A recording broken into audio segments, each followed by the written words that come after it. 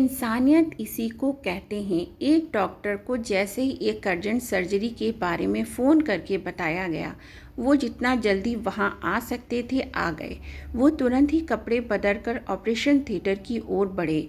Doctor को वहां उस लड़की के पिता दिखाई दिए जिसका इलाज होना था। पिता डॉक्टर को देखते ही भड़क उठे और चिल्लाने लगे, आखिर इतनी देर तक कहाँ थे आप?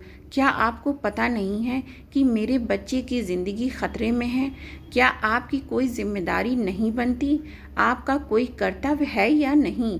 डॉक्टर ने हल्की सी मुस्कुराहट के साथ कहा, मुझे माफ़ कीजिए, मैं हॉस्पिटल में नहीं था। मुझे जैसे ही पता लगा, जितनी जल्दी हो सका मैं आ गया। अब आप शांत हो जाइए, गुस्से से कुछ नहीं होगा। ये सुनकर पिता का गुस्सा और चढ़ गया। भला अपने बेटे की इस नाजुक हालत में वो शांत कैसे रह सकते थे? उन्होंने कहा, ऐसे समय में दूसरों को संयम रखने का कहना बहुत आसान है। आपको क्या पता कि मेरे मन में क्या चल रहा है? अगर आपका बेटा इस तरह मर रहा होता तो क्या आप इतनी देर करते? यदि आपका बेटा मर जाए अभी, तो आप शांत रहेंगे?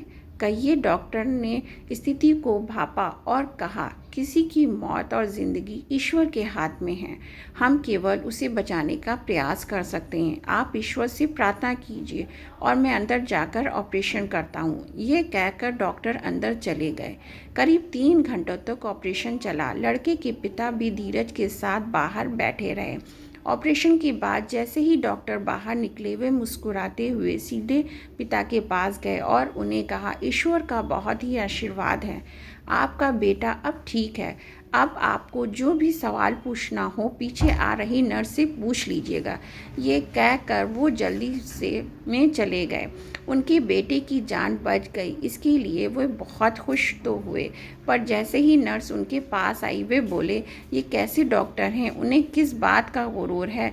इनके पास हमारे लिए ज़रा भी समय नहीं है। तब नर्स ने उन्हें बताया कि ये वही डॉक्टर हैं जिसके बेटे के साथ आपके बेटे का एक्सीडेंट हो गया था।